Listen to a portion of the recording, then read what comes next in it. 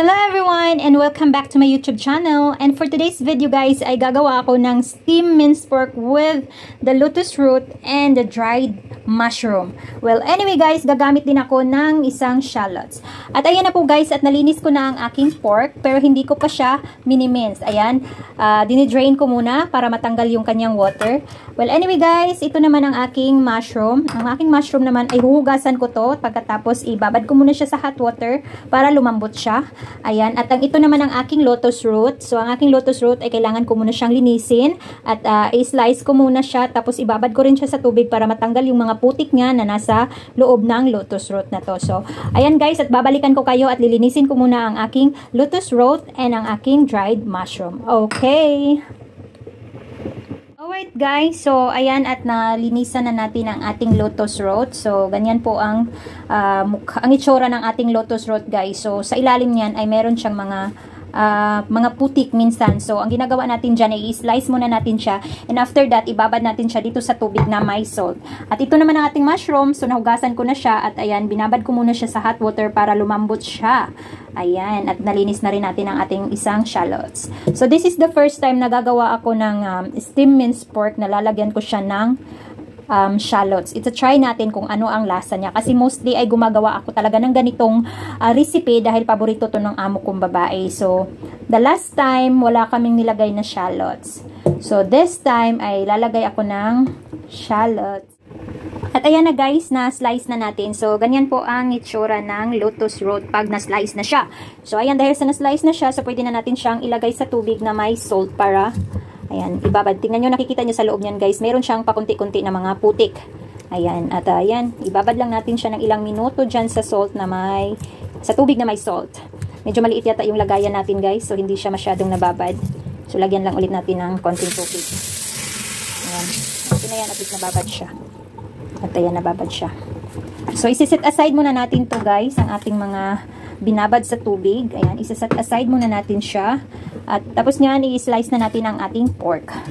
Ayan, at i-slice na natin ang ating pork guys. Umpisahan na natin ang ating pork na i-slice para naman ma-marinate na natin siya. So, let's go guys. Pork. Ayan. So, anyway guys, ako lang talaga ang nag-mince ng pork namin guys. Ayan. So, i-mince lang natin to guys. Slice lang natin. Ayan.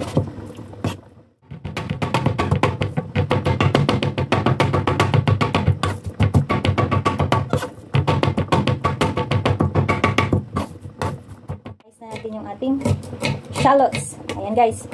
I-slice lang natin yung shallots natin ng maliliit.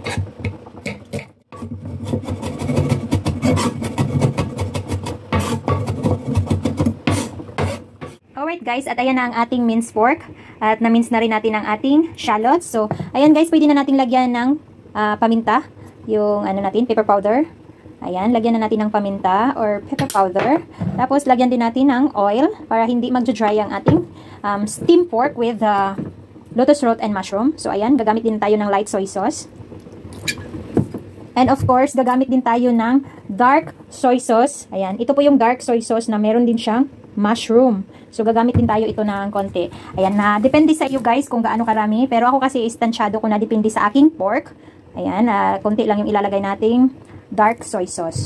Ayan, yung dark soy sauce namin ay meron siyang mushroom.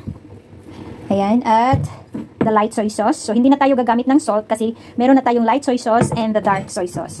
At pagkatapos nyan, lagyan din natin ng cornstarch. Ayan, gagamit tayo ng cornstarch. Ayan, 1 teaspoon of cornstarch lang guys ang ating gagamitin. And after that, pwede na natin siyang haluin. Ayan, haluin lang natin siya guys.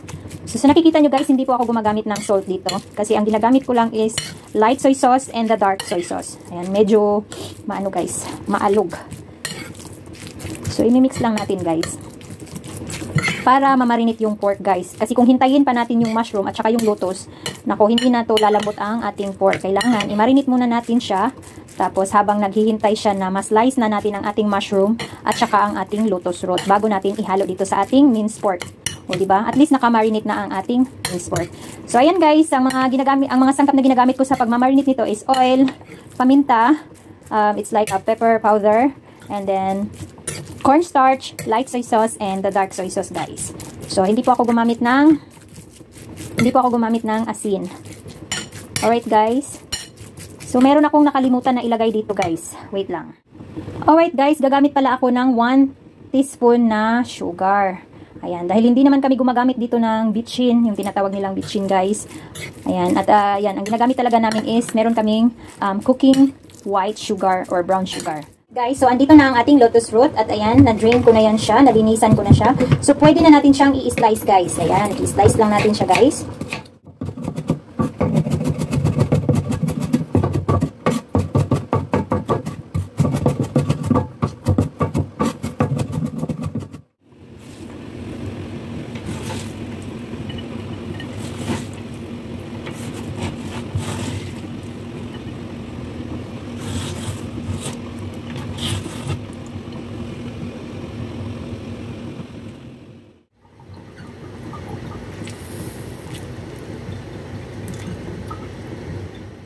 Ating mushroom guys. So tanggalin lang natin yung nandito sa gitna ng mushroom. Ayan guys, yung ito, yung nasa gitna ng mushroom guys, tanggalin lang natin yan siya. Ayan, kasi hindi yan siya pwede kasi matigas. Ayan. Just remove this one, the middle part of the mushroom. You have to remove it. Alright? So just easy guys. Alright guys, so ayan, na-remove na natin yung nasa gitna ng ating mushroom. So bago natin yan siya i-slice guys at isama natin doon sa minced pork, kailangan natin muna siyang lagyan ng cornstarch. So ayan, ganito po guys, kailangan linisin muna ng cornstarch ang ating mushroom para ma-remove yung mga, marurumi dito sa loob ng mushroom. Kasi alam niyo naman guys na hindi ito siya fresh. Ayan, it's a dried mushroom. So sa paggagamit ng dried mushroom, ganito talaga siya guys. Kailangan linisin muna ng cornstarch para matanggal yung mga, parang yung mga, yan tignan nyo kung gaano karumi ang loob ng dried mushroom. Kita nyo yan guys. Ayan, para malinis siya guys, kailangan linisin nyo muna siya sa cornstarch bago ninyo siya i-slice. Ayan, bago i-slice at ihalo sa ating minced pork, kailangan muna natin siyang hugasan. Alright guys, at aanlawan natin siya ng tubig. Alright guys, at malinis na ang ating mushroom guys. So pwede na natin siyang i-slice. Ayan, malinis na siya guys. Kasi nalinis na natin siya sa cornstarch. Kita nyo guys, malinis na siya. So pwede na natin siyang i-slice guys. So let's go. Ayan, at i-slice na natin ang ating mushroom. So ganun lang siya kasimple guys.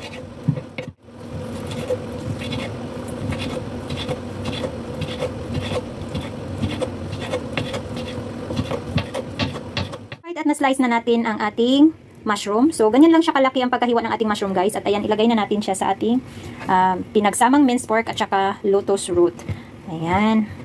So, ganun lang guys. At pagkatapos niyan, imimix lang natin siya. Alright guys, so ayan na lahat guys, ang ating mushroom at saka ang ating lotus root. Kasama na ang ating minced pork. So, ayan, pwede na natin yan siyang ihalo guys. Ayan.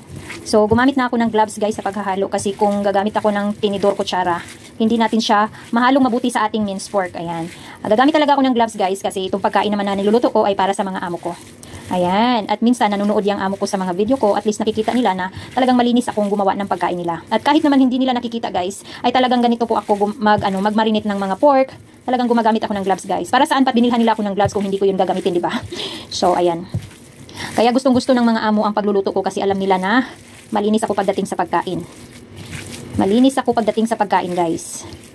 Kasi kakain din naman ako nito, di ba? Alam naman natin na yung kamay natin is kahit ano na lang hinahawakan. Ayan, lalo na pag naglilinis ako ng puwet ng alaga ko, naglilinis ako ng CR, ng kahit saan. So, better na pag gagawa ka ng pagkain, eh, kahit na amo mo pa ang kakain, talagang gagamit ka ng gloves. Lalo pat, bumili sila ng gloves, so, talagang gagamitin ko yung para sa pagkain. Iba yung gloves na panglinis, iba rin yung gloves na para sa pagkain. So, ayan guys, at nahalo na natin. So, ganun lang siya kasimple guys. Ganito lang kasimple ang recipe ko. Minced pork. Ayan, steamed minced pork with lotus root and dried mushroom. So, ganito lang guys, kasimple guys. Ayan, sa mga amo dyan na hindi mahilig sa fry, gusto nila ng steam. So, try this recipe guys. Talagang, nako, ang sarap niya guys. Kahit ako, nasasarapan ako. So, ilang taon ko na itong ginagawa guys. Dati pa sa amo ko, sa unang amo ko, talagang nagluluto na ako ng ganitong recipe. Ayan, dahil gusto tayo ng amo kong babae guys. Ayan, gustong-gusto to ng amo kong babae at ang amo kong lalaki. So, ayan guys, at namarinate ko na siya. So, mamaya, bago mag-alas 6, ay i-steam ko na to siya guys. Alright guys, so ayan, na-prepare ko na ang aking steam minced pork with lotus root and dry mushroom. So, ganun lang siya kasimple gumawa ng steam minced pork with lotus and dry mushroom guys. Ayan, napaka-simple lang guys. Easy and quick recipe lang to siya guys. Alright, so kailangan i-marinate mo talaga siya guys before mo siya lulutuin para malambot ang ating pork. So, ready na yan siya guys para mamaya sa aming hapunan. So, before 6 o'clock ay i-steam ko na to guys. Or before 7, kasi madali lang naman to siyang i-steam guys. So, that's it guys. So, see you later guys. At i-steam ko siya mamaya-maya. Oh. A few inches later.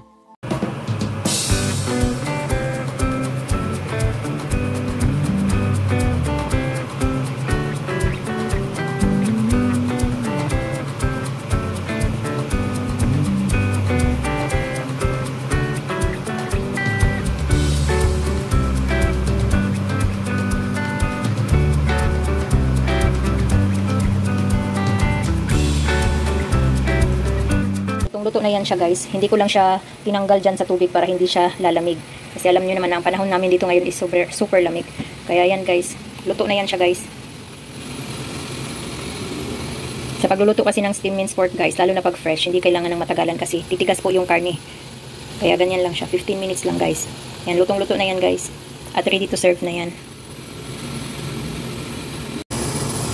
Alright guys, so ayan guys, para malaman mo kung luto na talaga siya guys. So, kukuha ka lang ng chopstick. Ayan, i-check mo lang yan siya. Malalaman mo kung hindi pa yan siya luto guys kasi matigas pag ginanyan mo. Pero yan ay malambot na. So, ibig sabihin lutong-luto na siya guys.